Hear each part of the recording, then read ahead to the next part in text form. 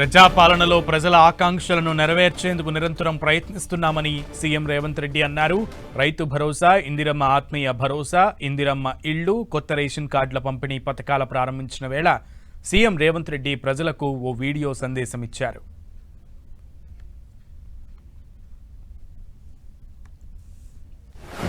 కోట్ల తెలంగాణ ప్రజలకు 76వ గణతంత్ర దినోత్సవ శుభాకాంక్షలు. డాక్టర్ బాబాసాహెబ్ అంబేద్కర్ గారు ఈ దేశ ప్రజలకు అందించిన రాజ్యాంగం 75 వసంతాలు పూర్తి చేసుకొని 76వ వసంతంలో అడుగుపెడుతున్న సందర్భంగా 4 కోట్ల తెలంగాణ ప్రజల ఆశీర్వాదంతో ఏర్పడ్డ ప్రజాపాలన ఇందిరమ్మ రాజ్యం ఈరోజు 4 నూతన సంక్షేమ పథకాలను ప్రవేశపెడుతుందని మీ అందరికీ తెలియజేయడానికి సంతోషపడుతున్నాను.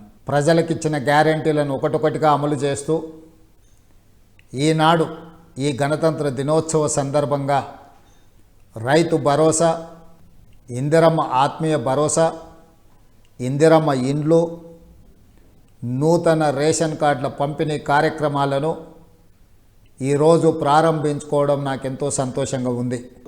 ఈరోజు ముఖ్యంగా ఎంతోమంది పేదలు సంవత్సరాల కొద్ది నూతన రేషన్ కార్డుల కోసం ఎదురు చూడడము, అదేవిధంగా రైతు కూలీలు మాకు భరోసా ఉండడం ద్వారా మేము కొంత ఆర్థిక ప్రయోజనం పొందాలి అని మా దృష్టికి తీసుకురావడంతో ఈరోజు ఇందిరమ్మ ఆత్మీయ భరోసా నూతన కార్యక్రమాన్ని కూడా మనం ఏర్పాటు చేసుకోవడం జరిగింది.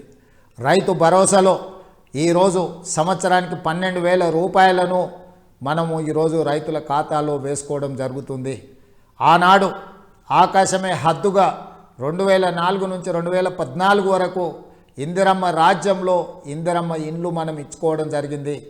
మళ్ళీ 10 సంవత్సరాల తర్వాత ఈరోజు పేదల కళ్ళల్లో వెలుగు చూడడానికి, పేదలను ఒక ఇంటి వాళ్ళను చేయడానికి ఇందిరమ్మ ఇండ్ల కార్యక్రమాలను కూడా ఈరోజు మనం తీసుకోవడం జరిగింది. ఇంత మంచి కార్యక్రమాలను ముందుకు తీసుకువెళ్తూ మీరు అండగా నిలబడ్డందుకు మీకందరికీ మనస్ఫూర్తిగా ధన్యవాదాలు తెలియజేస్తున్నాను.